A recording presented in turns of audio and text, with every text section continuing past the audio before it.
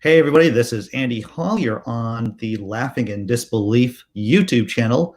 With me today is Jonathan M.S. Pearce. You may not have noticed that because that's his name over there, down there somewhere.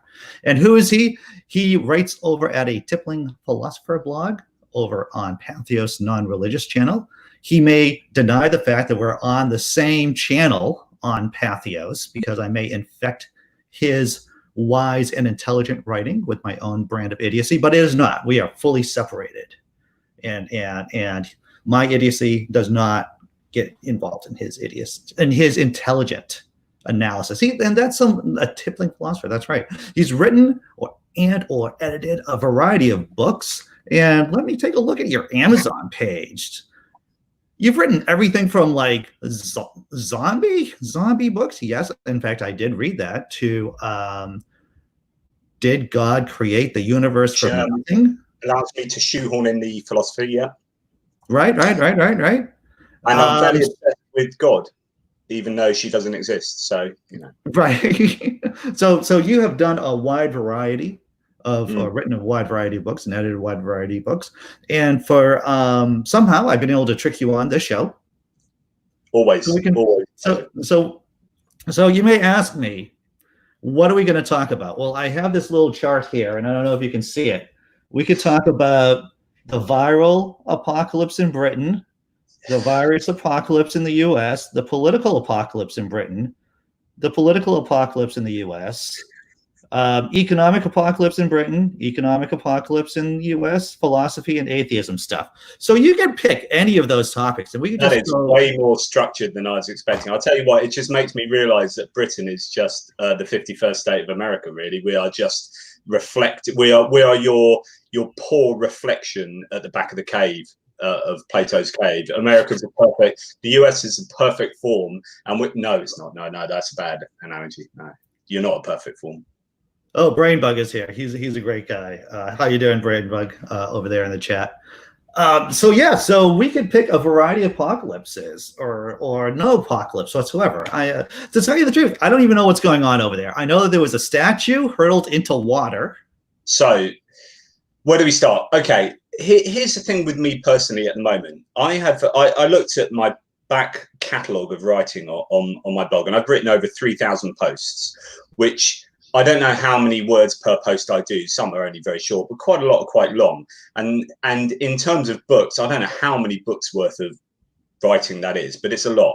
And when you're writing about philosophy and God, most every point about philosophy has already been made. Okay, the Greeks were doing it 3,000 years ago, and it's been refined and refined and refined. So you're kind of reinventing the wheel. You're trying to I suppose get over to a new audience in a popular way. That's the way my blog works. Yeah. Philosophy, but then you get to a point where so it's a case of just you start regurgitating yourself, and you kind of lose a bit of impetus. And I've seen this with a lot of other atheistic bloggers who end up just losing the impetus and then either going on to something else or giving up or taking a hiatus and coming back. And so that's kind of where I am, where I'm trying to give myself a jolt into writing more about atheism, but sometimes it's a struggle. However, politics is endlessly interesting, and even though we are doomed to repeat ourselves, so there's nothing in politics that's new. Okay, so it's endlessly fascinating because it reinvents itself in marginally different ways. So Trump is a marginally different coloured version of Mussolini, and or whatever. So politics does drive me at the moment, and politics is a subset of morality, of philosophy. So it is all connected, but I find that at present, especially with America being such compulsive viewing, politics is driving a lot more of my writing than atheism has done in the past or is at the moment. And do you know, I know you're not necessarily a philosophical sort of blogger or podcaster, but do you understand that kind of paradigm? Oh, definitely.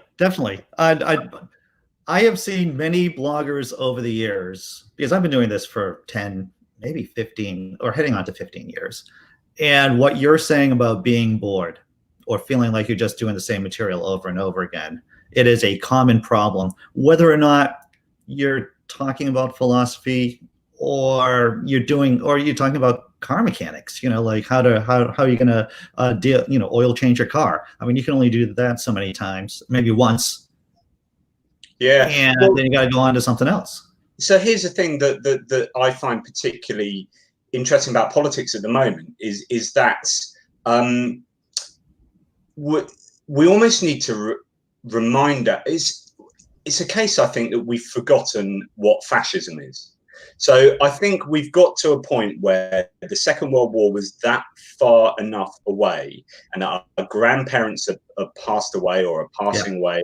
Generation is going, and people are just forgetting what fascism looks like, I think, or at least that kind of, I suppose, bigotry and otherization that happened in Nazi Germany. It's all kind of coming back, and the history repeating itself. And it moves in cycles in a way that I suppose philosophy doesn't. You make a philosophical point, and it's there forever. Okay. The fact that the problem of evil is a philosophical argument, the fact that an all-loving God, how does that work with being all-powerful and all-knowing, with suffering? Okay, that's a point that was made 3,000 years ago, and the same point still exists. It hasn't renewed itself. It does. Yeah, there are different contexts you can see it in, but it doesn't repeat itself in a way that politics repeats itself. And it just seems like we're moving in these cycles in politics that allow you to find something to reinvest or to invest your time and efforts into writing about, because it's so important and it's so relevant to your everyday life. I mean, philosophy is very abstract, isn't it? It is. It is abstract, and politics a lot of the times is the manifestation of bad philosophical arguments. Yeah, for sure.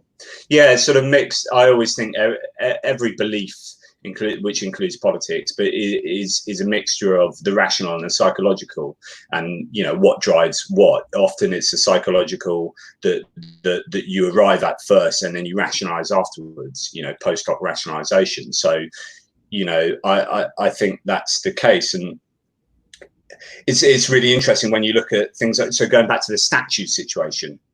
Right. So in Britain we had a statue in Bristol of Edward Colston. Now, back in the slave trading times, he made an absolute heap of money by, trading something like 100,000 slaves or black people over to America to become slaves. He made a shed load of money, as well as trading normally, merchants sort of trading of spices and products and what have you. But he made a load of money that he then reinvested into Bristol, and he became a pillar of the community. So there's a big old statue to Edward Colston. Now, for decades, there has been argument, because Bristol's got quite a big black community.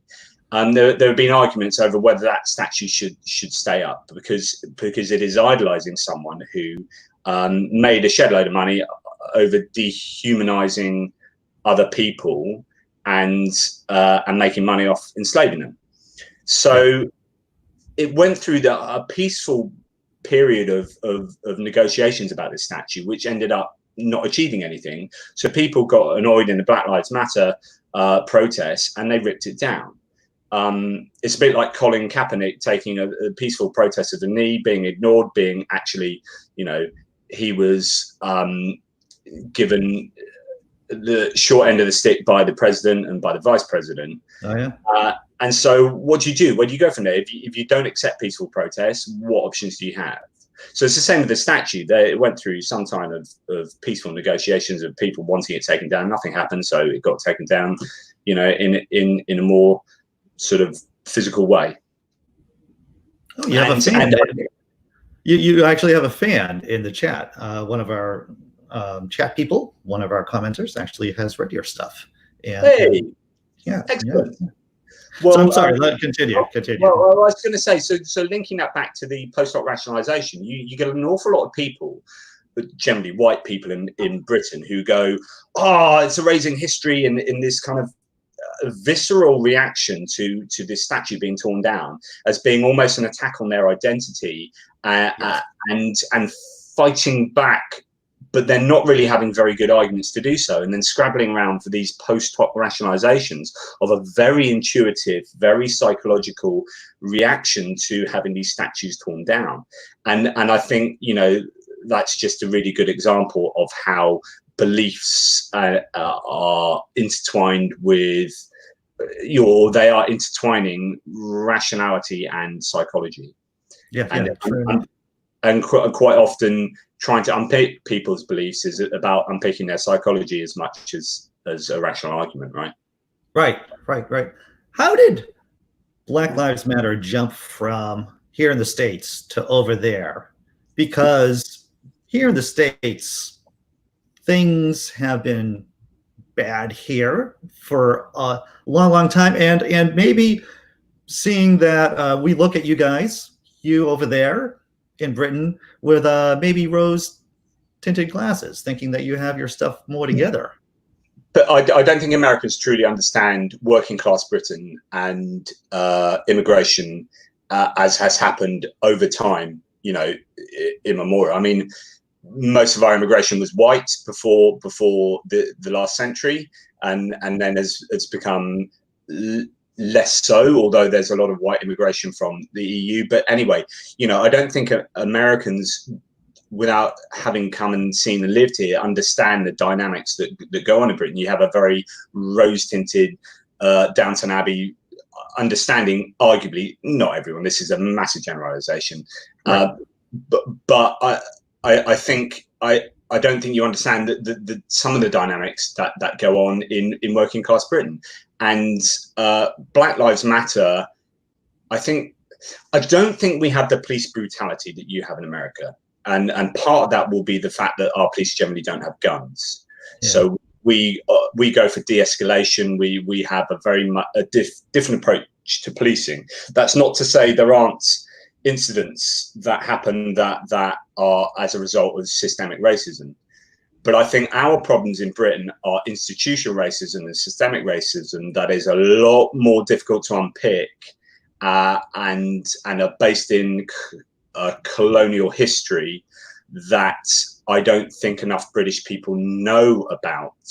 So I don't think we understand our own colonialism in a very much, we're the best empire. The British Empire was wonderful, and we went around the world just introducing people to tea, which we incidentally stole off other people. Anyway, but I think we have a very naive, and that's a result of our education system, very naive understanding of our own colonial past, and which means that we have bubbling up within society all these problematic issues of systemic and institutional racism, which I think the BLM protests tapped into.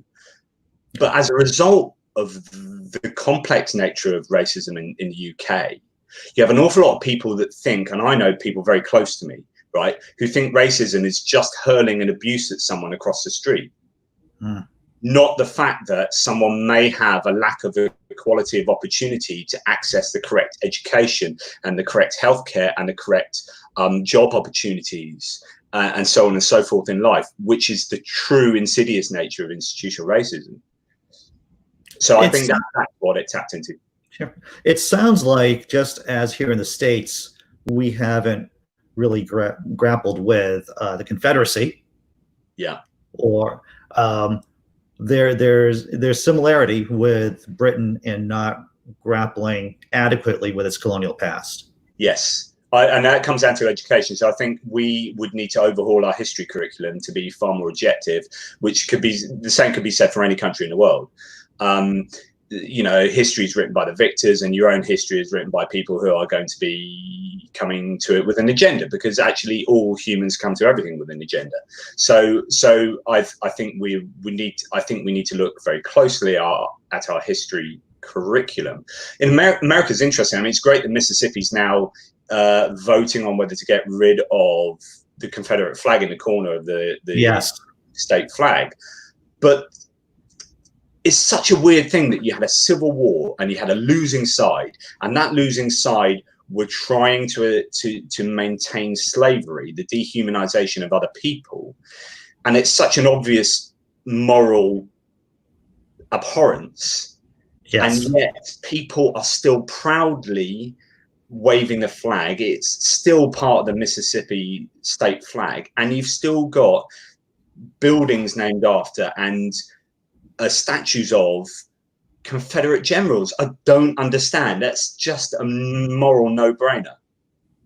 Yes, you would think so. But once again, just like you were saying before, people tie their identities into these toxic ideas. They form these, and just like with religion, they form these irrational and emotional connections. And trying to disentangle someone from that, it's very difficult. Yeah, it's just really difficult, because it's really difficult to get white people in a position of undoubted privilege to admit that they are in a position of privilege, and it means a real case of soul searching, and people don't like doing that. People don't like, I mean, the whole nature of admitting you may not be at fault, but you as part of a society and a system are at fault. And indeed, well, I'll tell you this right now, I just benefit. I benefit from patriarchy as well as racism, whether I like systemic racism, just because I look the way I look. I'm a tall white guy with blue eyes in Boston, and so whether I've signed anything on a piece of paper, which no one does, but people who look like me benefit from it one way or the other.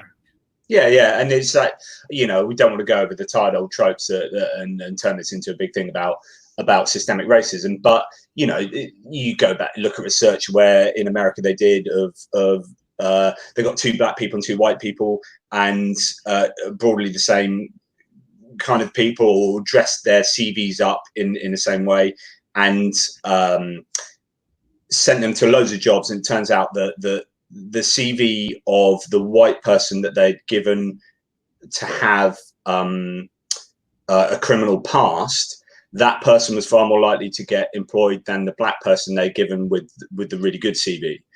So you can see, and those kind of things still prevail. Sure. And it's the same in it.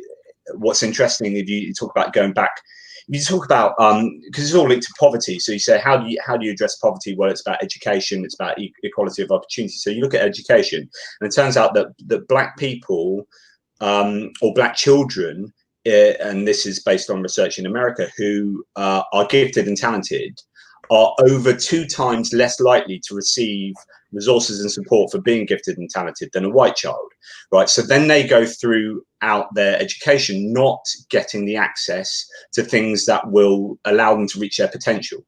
So it's hugely problematic, and that's the same in Britain. And then you look at the most the highest sort of universities and look at their admissions for black people against white, or people from black and ethnic minorities, and you can see that reflection of what goes on down here with gifted and talented provision, and it's just hugely problematic, and it takes a lot of thought and work to overcome. It does. There's so many huge differences just amongst white people here in terms of class. I'm happily divorced, of course, as you well know, and I've dated people, from a lower class, and I've dated people from a higher class, and just what we bring to the table in terms of our connections and what we know about the world. It's huge. And when you throw that into a system of racism, it's just this cauldron of madness. That's what it is. I think almost races or race or perceived race allows classism and problems of poverty to be even more emphasized, because I think poverty at the end of the day is what underwrites an awful lot of the problems that people face So when you look at like so-called black on black violence in London, actually what's underwriting that is poverty, because when you look up in Glasgow, the same level of violence is up in Glasgow, but you don't call it white on white violence. Yeah. What it is low socioeconomic status people having issues with other low socioeconomic status people type thing. So so it's unpicking all these problems and understanding that racism and poverty and all these other things that are going on are interrelated and yeah. And two things. One, I've been to Glasgow a couple of times, and you're right, it's a hard city. It is a hard city where things happen. There's no doubt about that. What I was going to say, I totally agree with the idea that Glasgow is somewhere that you've been a couple of times. Where it's not you know, it's not a common place for people to visit from abroad, I guess. It is not. You know, the thing is, my ex-wife, her dad is one of the, you know, he's one of the descendants of the McDonald's from Glencoe. Right. You know, and so now we're getting really into the weeds about how English, you know, massacring the McDonald's in Glencoe many centuries ago. But so his family came from that area, so that brought us down to Glasgow a couple of times and everything. It's an interesting city. Yeah, definitely. Yeah, but so you know, all these problems require very nuanced and very complex solutions over a long period of time, and the problem with politics, as we know in both countries, is a 4-year cycle. It is often too short a time. You know, you're not going to put on your manifesto something that is like a 20-year program. But certainly, you know, just simple things as solutions as well as these very complex solutions. You have, take the gifted and talented problem in America. So they worked out that employing more black teachers and white teachers would partly solve the problem, because it turns out that black teachers don't disadvantage white children in the same way that white teachers disadvantage black children, albeit most of the time implicitly or unconsciously. So just employing more black teachers will allow black children to reach their potential whilst not stopping white children from reaching their potential. So, you know, there are some simple partial solutions for sure. No, and you're totally right. I was listening to Obama's speech about the Black Lives Movement a couple of weeks ago, I guess, at this point.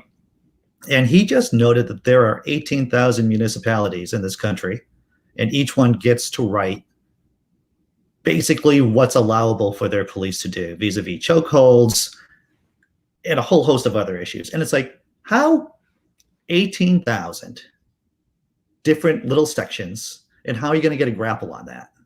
That just seems to be insanity. If they can even just get a federal handle on chokeholds, for an example. I think this is a real problem in America in general. I mean, you know, it depends how you like your politics, but the decentralized notion of American politics, where you've got the federal government and then you've got your states and then so on and so on and so on, with the police where you've got 18,000 different police forces, whereas in Britain, if the government say, right, the police are going to do this, everyone does it. All the police do it. Their job done. Right.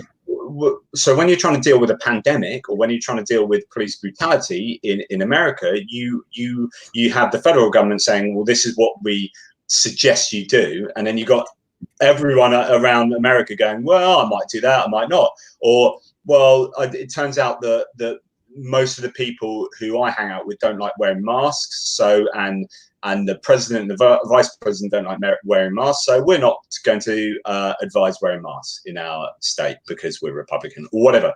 So you get this piecemeal approach, and then when you look at like the stats for COVID-19 and you see, oh well, it's not even a second wave; it's still part of the first wave. It's all spiking all over the shop now. You're like, well, that's because everyone took a completely piecemeal approach to solving the problem of the pandemic, and there was no kind of centralized, cohesive approach to solving it. And that's why America's where it's at, arguably. I have to ask you, I have no idea how Britain is doing with COVID-19. Oh, we're doing almost as crap, if not worse than you, so don't worry about it. Oh, very good. Very good. And I'm just going to throw you a lob so you can hit it out of the park. So what exactly went wrong over there in terms of the response? So basically, what went wrong is, where do I start? Okay, we started off with a herd immunity approach, and when loads of people in government, including the Prime Minister, got ill and his number one advisor, they went, oh, maybe this is a bad approach, let's go for the lockdown approach. But that 2 or 3 weeks time was absolutely crucial, and then we reacted too late and we did things a bit slowly. Whereas you look at somewhere like the Czech Republic or New Zealand, what happened is they saw the early signs and straight away went hardcore lockdown. But here's the thing. Although Britain has done really badly, and America, here's the silver lining, which I will begrudgingly give. My opinion of COVID-19 is it kind of doesn't matter what you do, because given the vaccine is so far away, we'll all end up in the same place, right? So Britain and America have done so badly, and so many people have died or have caught the virus, that when it comes to a second wave, we'll actually be in a better place than countries like New Zealand. So New Zealand did so well, and it locked down and it cut itself off. And it's an island, so it's easier to do that. Yeah, it's not easily, much easier, sure.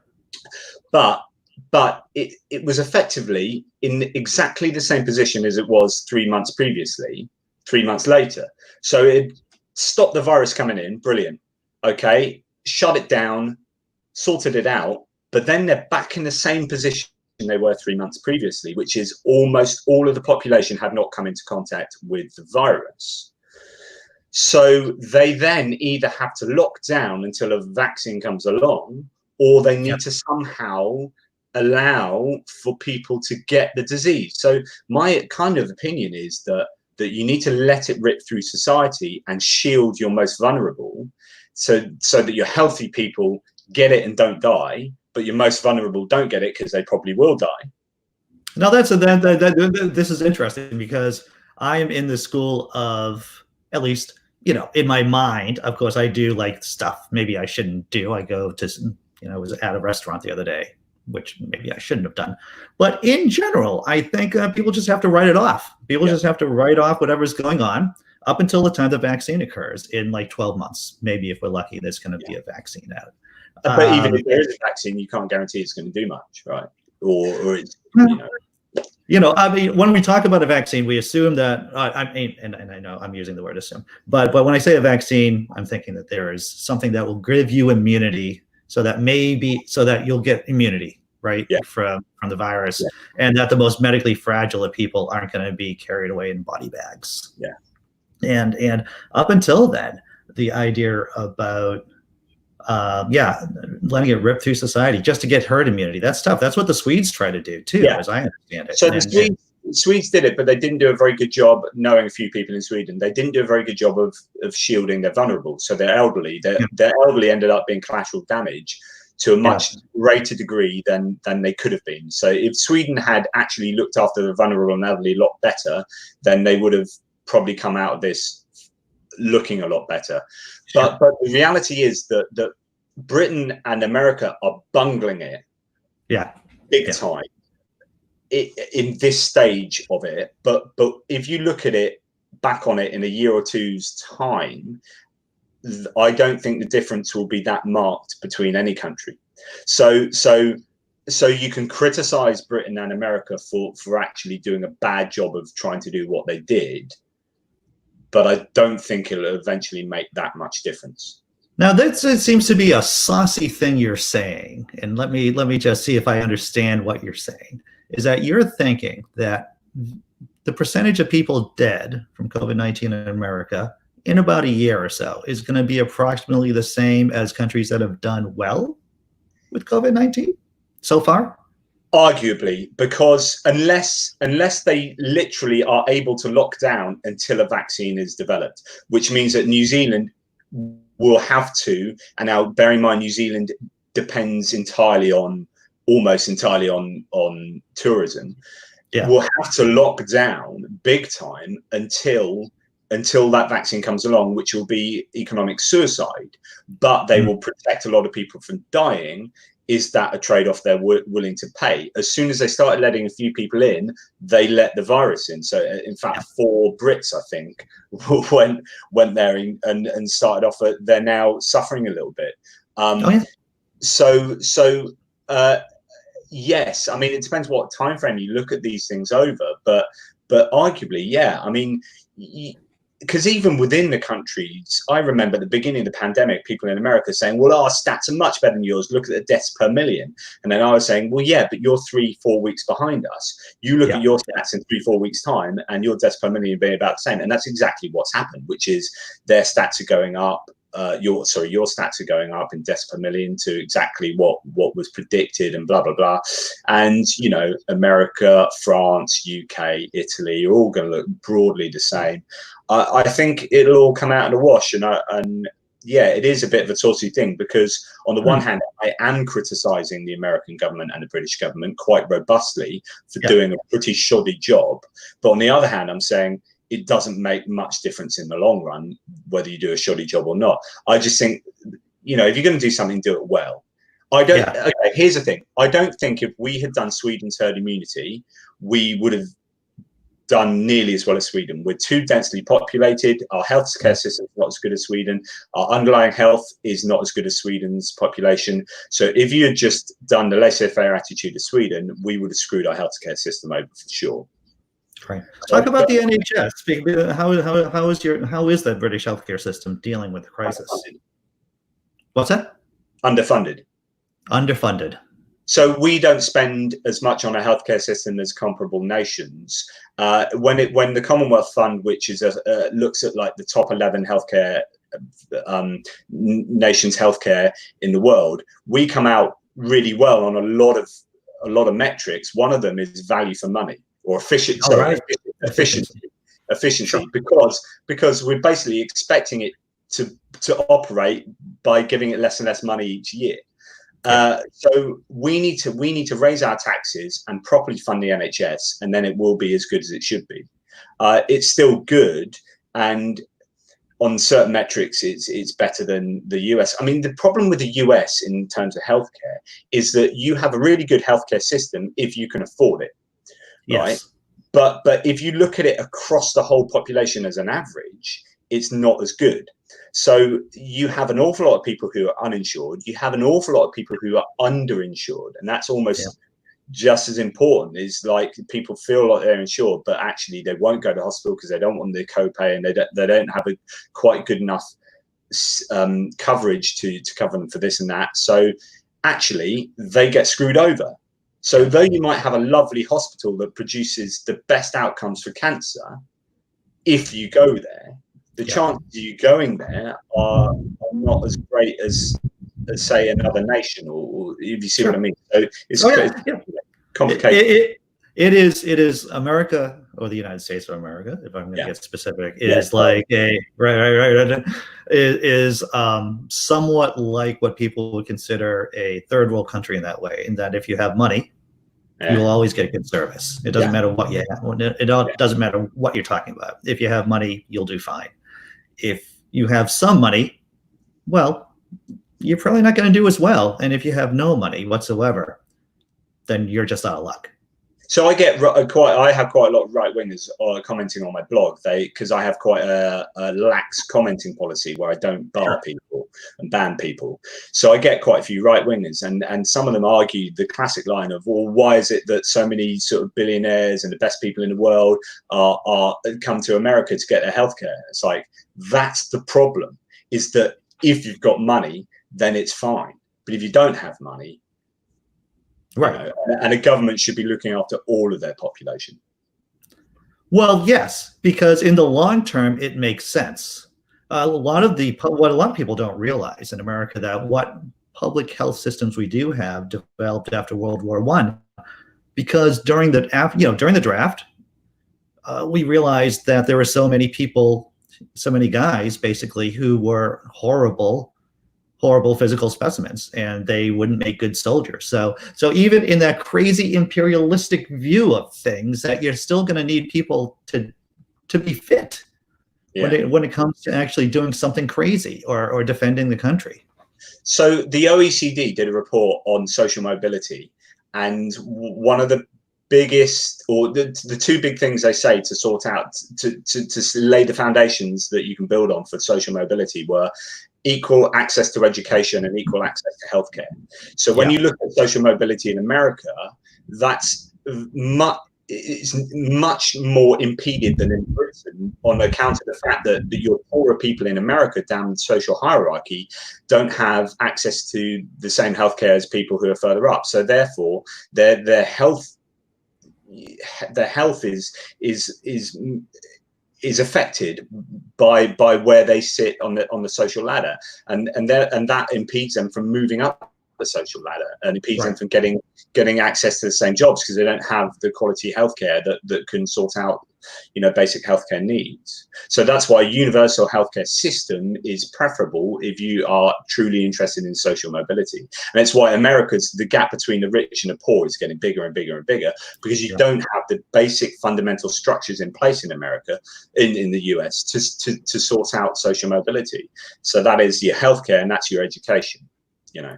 Yep, definitely. And when you don't have a meritocracy, what you eventually get is an aristocracy, of one way or another, of a billionaire class or a servant class to the billionaire class. And that's why you got to have good healthcare, public healthcare. You got to have good public education, so you don't have this kind of aristocracy of one form or another, undermining democracy. It's a really interesting point, because there is no such thing as a meritocracy, or in a pragmatic sense. So you had Theresa May, when she was Prime Minister here, said in the same speech, she said, a kind of get on your bike. She literally said something to, we want this society to be meritocratic. We want a meritocracy. And in the same speech, she said, we're going to higher the income tax threshold, which means that you can earn more money. You won't pay tax on it when you die, until you get to a much higher level, which means that we want people to be successful based on merit. But if you've got a shed load of money, you can give more of that to your children, who will have done nothing to have merited receiving that money. So inheritance, I mean, it's lovely. If I amass a load of money, of course I'm going to want to give it to my kids. But outside of that personal paradigm, if I'm running a government where I want to see an equality of opportunity for everyone, I don't want inheritance. Is just like, say I have two kids, it's just like going and giving money to two random children on the street. Like, those children have done nothing to merit getting that money, in the same way that my children will have done nothing to merit it, other than, it's just a complete fluke of where they were born and who they were born to. If I amass a load of money and I give it to them, what you are doing is you are sustaining privilege. So you're giving them an unfair leg up in life, so that they don't have to try hard and they don't have to work hard to get the things that other people do have to work hard at to get. So meritocracy and aristocracy are definitely poles apart, for those basic reasons. I'm gonna pivot right now and ask you about what is going on in the wake of, or now that Brexit is a thing. From what I understand, it's a thing. I mean, what kind of course is the UK traveling right now? I think it's all a case of smoke and mirrors. I mean, the fundamental problem is this. I was predicting a massive economic recession as a result of Brexit. And that should have been the lesson to teach us that Brexit was a bad idea. And what happened is the single worst thing that could have happened did happen. So a pandemic happened, where you have a global recession will happen as a result of this, that will completely cover up the issues that would have come about from Brexit. So no Brexiteer will now admit that Brexit was a bad idea, because they won't be able to see the ramifications of the decision to leave Europe. And in fact, the pandemic may even have damaged Europe further, or a huge amount as a result of. I mean, the problem for Europe is that healthcare is actually the remit of each individual country. It's a sovereign aspect to each of the nation states within the EU, and so Europe, the EU really didn't have much remit to go. Oh, someone's come to the door. Do you need to get that? Love that. So the EU really didn't have much remit to go to different countries and say, you need to do this with your healthcare system in order to cope with COVID-19. As a result, they've been a bit absent. And therefore, people who are anti-EU can go to the EU and say, you've done nothing about the pandemic, blah, blah, blah. It's actually, well, no, you wanted your nation to be sovereign. Here it is being sovereign. And now you want our help and our money to sort out something that is a sovereign issue. So they're in a no-win situation. And I think they will suffer as a result of this. They are, I think, putting together some massive packages to help out the nations, and it's interesting as to who will get that. Obviously, Britain won't get any of that, and rightly so. Yeah. But the broad point is that leaving the EU is a bad idea, but no one's going to be able to realise how much of a bad idea it is because a pandemic came along and blew everything out of the water. That's fascinating. I hadn't thought of that up until you just mentioned that, about the deleterious effects of Brexit. Are completely masked by the apocalypse, surprisingly. Yeah. Who would have thought that? Yeah. So it's like there's a God sitting up there and saying, you thought Brexit was a bad idea. You just wait for this one. Shazam, COVID-19. Hey, I saw an article that you wrote about the number of people, or the number of nuns, the non-religiously affiliated in Northern Ireland, has increased quite a bit. Yeah, to the huge heady heights of 20%. But interestingly, that is the second largest after the Catholic contingency, second largest. So yeah, Northern Ireland. See, you have different parts of Britain. So you had Scotland and Northern Ireland voted to remain, and England and Wales voted to leave.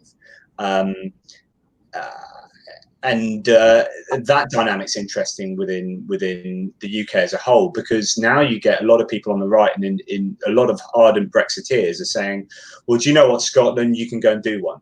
Do you know what, Northern Ireland, you can go. And we're becoming even more insular, where you're just going to have Britain or Britain being not Great Britain anymore. It's just going to be England, full of, white people who are generally anti foreigners. And that's what Brexit will have achieved. It will have achieved the breakup of Great Britain and an ever decreasing sphere of influence and an ever decreasing size of country. Which is, that is madness. What's going on with the backstop, with the border between Northern Ireland and Ireland? This is where everything again comes out in a wash, where you had all these promises. Oh, there won't be a border. You won't, because Northern Ireland and the Republic of Ireland are on the same island, and there is no border there. Which means that if you're a dairy farmer on the border of Northern Ireland, you can ship your milk over there with that, and you can get some workers from over there, and everything is just seamless, and there's no friction at all. And now, because the Republic of Ireland will be part of the EU, we will have to have border checks somewhere. But Boris Johnson promised that there would be no issue and there wouldn't be borders. But you can't just promise that, because there has to be, because you can't have free movement of people, and you're going to have to check goods for specifications, for this and that, for all sorts of reasons.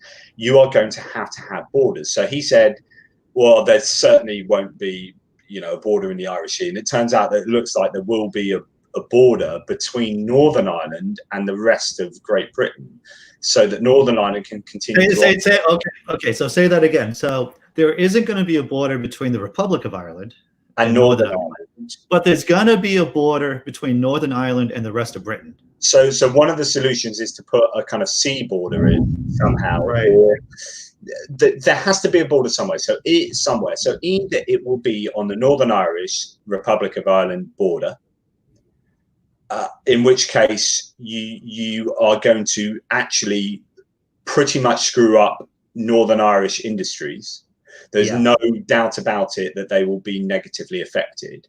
So Northern Ireland's going to be dead against that. Or you have to put a border somewhere between Britain and Northern Ireland, or mainland UK and Northern Ireland, which is hugely problematic, and it means there's going to be added costs and blah, blah, blah, and blah, blah, blah. So it's just, what annoys me is that you had these promises from Brexiteers before the election, and Remainers like myself were saying, you can't do that. That's completely impractical. You can't promise that because there is no solution for that. No, there's a solution. It'll be fine. It'll be fine. And all these promissory notes were thrown at the voters, at the electorate. So the electorate went, okay, I feel good about this because there will be no problem with Northern Ireland. There will be no problem with border checks. There will be no problem with this and that.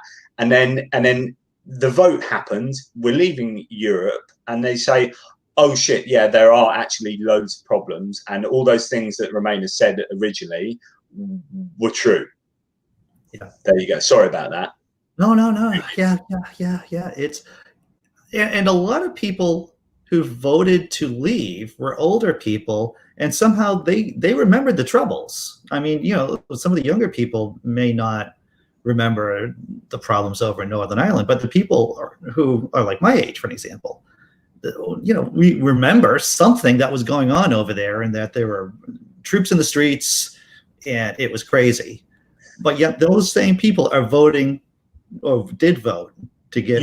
You've got one or two solutions. You've got sectarian violence starting again in Northern Ireland, or a unification of Ireland and Northern Ireland. And actually, I see the latter as more likely eventually. Yeah. I see. And again, it's so what was interesting is just after Brexit, or sometime after Brexit, when we realized there were all these problems, they ran a survey of Conservative Party members, which is rank and file members of the Conservative Party, people who voted almost overwhelmingly for Brexit.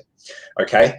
And it turned out that they would much rather Scotland became independent than stop Brexit. They would much rather there was economic woe than stop Brexit. They would much rather all these things. The only thing that they would not condone is Jeremy Corbyn becoming prime minister. So they said, okay, we won't have Brexit if it means that Jeremy Corbyn will be prime minister. That's the only thing that was. But other than that, you have a go at it. So Brexit was more important than keeping Britain unified. Was more important than social cohesion. It was, you know, all these. Brexit was just it became this kind of statement of identity, yeah, that was so important, and yet 5 years before, no one gave a toot about sovereignty, and it was all this stuff being churned up by the media, and it, you know, all the stuff that we've talked about before. But just, you know, it was the media driving this groundswell of pro-Brexit emotion. And as I said earlier, you know, these beliefs are psychological and not rational. So there you go. You know, if there is a naval border, you know, a sea border between, let's say, Northern Ireland and the rest of the UK, it almost seems like it's only a matter of time before Ireland and Northern Ireland, you know, become closer and closer together. If effectively you've got, and I don't know, there's some talk about, and I really should read up on this again because it's probably changed, but there's talk about maybe a transition period where it would take a number of years before Northern Ireland would regain its kind of, or whatever. But yeah, I think you naturally would see Northern Ireland just merge more or work more closely with the EU and get the benefits of being a sort of halfway house between the EU and Britain. And yeah. It's, you know, already this week, I think you got the TSOC of Republic of Ireland being the first time that two opposition parties have ever worked in coalition together, and with the Green Party as well. So that's really cool. So, you know, Ireland is becoming quite the progressive nation that's looking quite attractive to be mates with. So, yeah. Oh, that's a little bit of sunshine right there. Yeah. Unfortunately, I don't have any Irish ancestry, I don't think, so I can't get me a passport. You can't get a passport. That is unfortunate. That is I unfortunate. did one of those ancestry.com things a few years back, and I'm basically about as British as you can get. I was looking forward to having some really funky, like, ancestral heritage from here, there, and everywhere. It's like, no, pretty much a British Isles. That's where you're from. So I'm some inbred. Like, I am nothing if not white trash. I took an ancestor. I took one of the tests too, and everywhere from northern Western Europe and 1% Slav, 1% Russian. And yeah, I am basically a Donald Trump. You are cosmopolitan. Check you out. Indeed. Yeah, so I would be basically the perfect Donald Trump voter right here. If you're just going to go with ancestry. And then there's Donald Trump.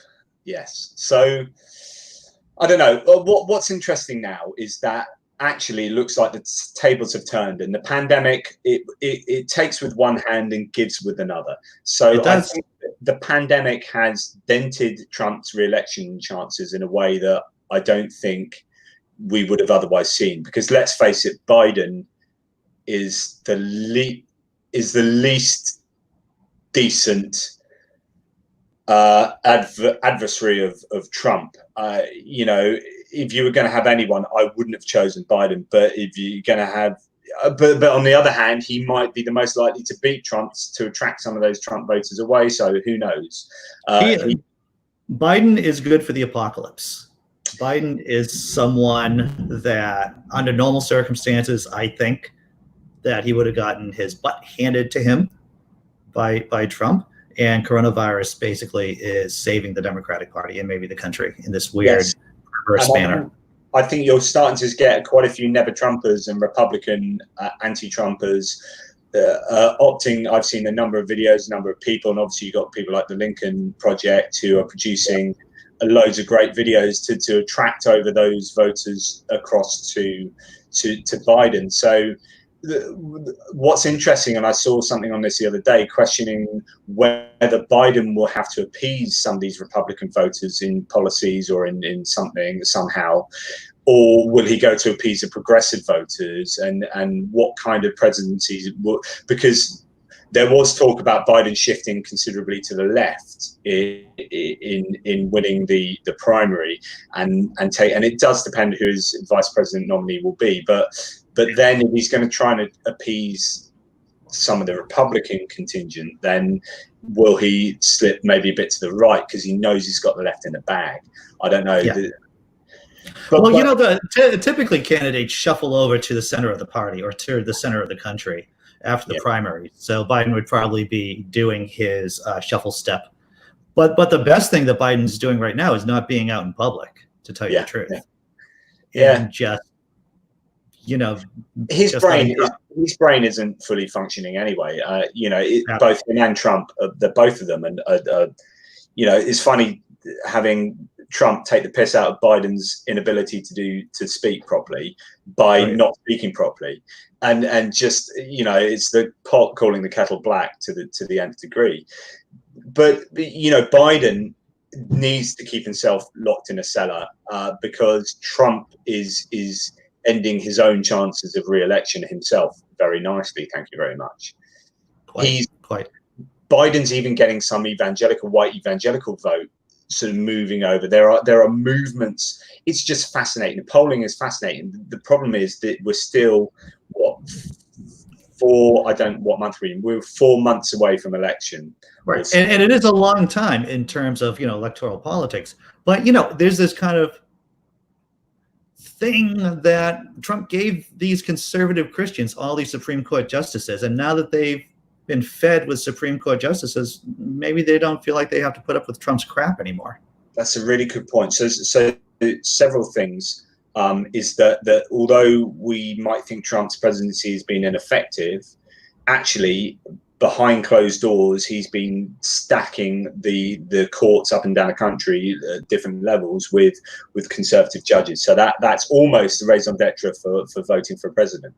You're voting for POTUS is actually voting for SCOTUS, is voting for who you can get onto the Supreme Court and then the lower courts. But so there could be that. But I, you know, I don't know. I think Trump would have been re-elected and he is now in a very poor position polling wise. But the problem is that as soon as Biden and Trump start coming face to face in public debates, you will see a swing back to Trump. I'm positive that you've got a 9 to 14 point difference between them now, and you will see that swing hugely back towards Trump when Biden starts having to come out of the woodwork.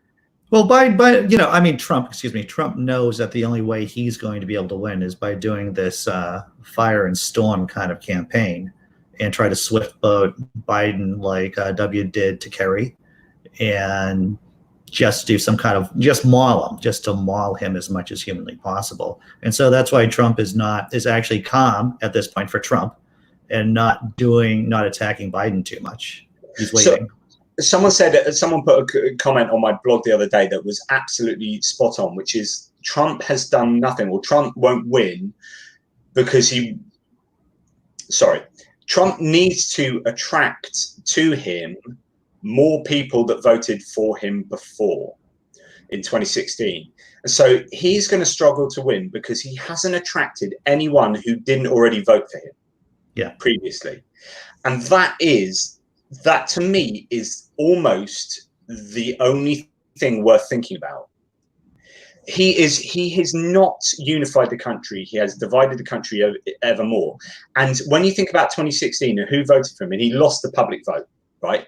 Has he, you could argue he could keep every single one of those votes, but there's no way he's improved, he's gained voters, because he has not brought anyone to him that already didn't like him. And the fact that there's so much bungling with the coronavirus, the economic downturn. Any sitting president right now, even if they were doing a good job, would find it difficult to get reelected. Yes and no. So his polls, the only place where he's slightly up is in economics, and that's because he keeps spinning the whole greatest economy that's ever been in the history of ever, as he says about everything. But pissing it away. That's what he is. I think if he can blame it sufficiently, if he can blame all his woes sufficiently on a pandemic, you might have an understanding electorate who will go, do you know what? This is a once in a, goodness knows, more than a lifetime. So this is a once in a goodness knows how long thing.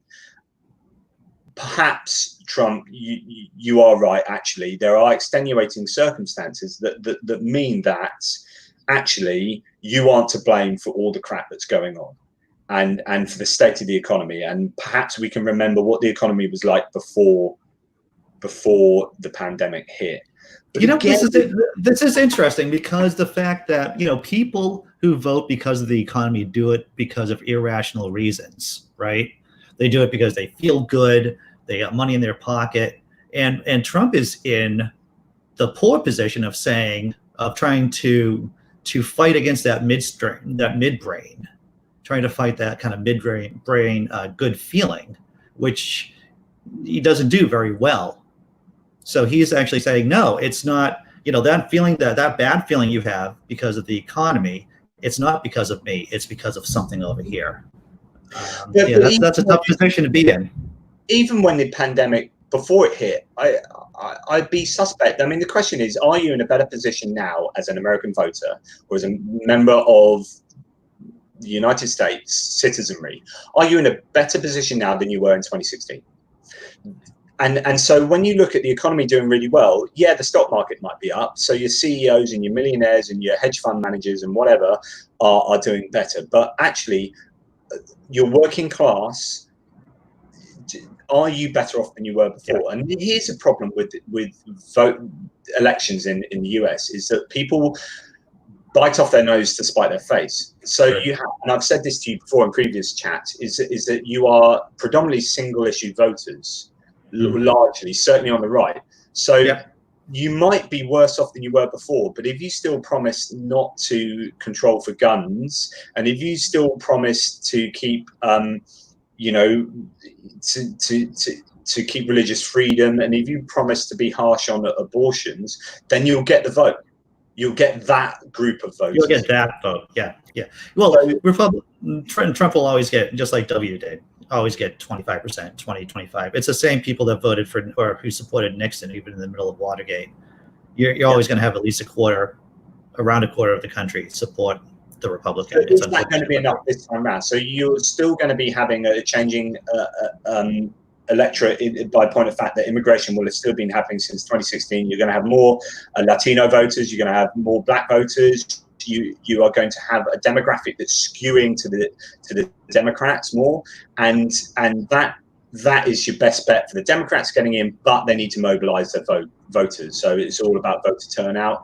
It's all about overcoming disenfranchisement, gerrymandering, all those problems that are stacked against the Democrats winning will need to be overcome, which is all overcome by maximizing your voter turnout.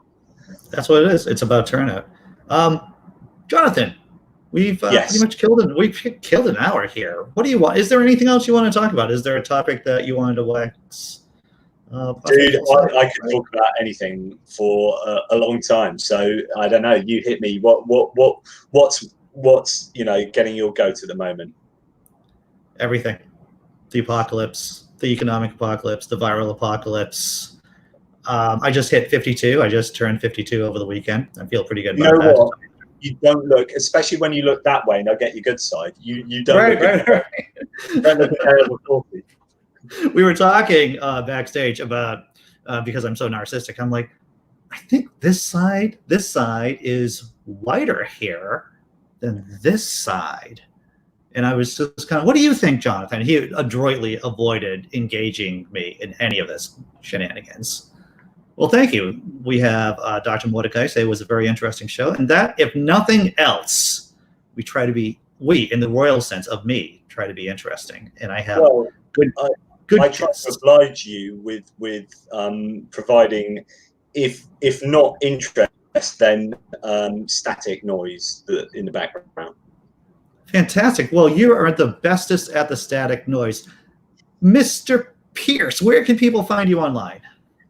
Please drop by my blog at A Tippling Philosopher, which is on the Pathos Non-Religious Network, and obviously buy all of my books. You don't have to read them, just buy them. On Amazon, my fiction is under Johno Pearce, and my non-fiction is Jonathan M.S. Pearce, because I have split personalities. Check out the zombie book. It's good stuff. Yeah, I've written a sequel to that, but I keep having to I'm biding my time to see how a real pandemic turns out, to try and put little nuggets of the actual coronavirus in there, because I've got to reference that. You can't not have an apocalyptic book set in some kind of time period in some fake future that doesn't somehow reference a real one that happened in our lives. So good strategic planning. That's what that is. Yeah. Well, thanks for coming on the show. I appreciate it. Yeah, thank you. And I always enjoy talking to you, man. So always a pleasure, never a chore. And I'm always here for a chat, and I'll bring, next time I'll wear my t-shirt. Good. I think that would be great. All right, take care. You take care, man. And now I hit the magic end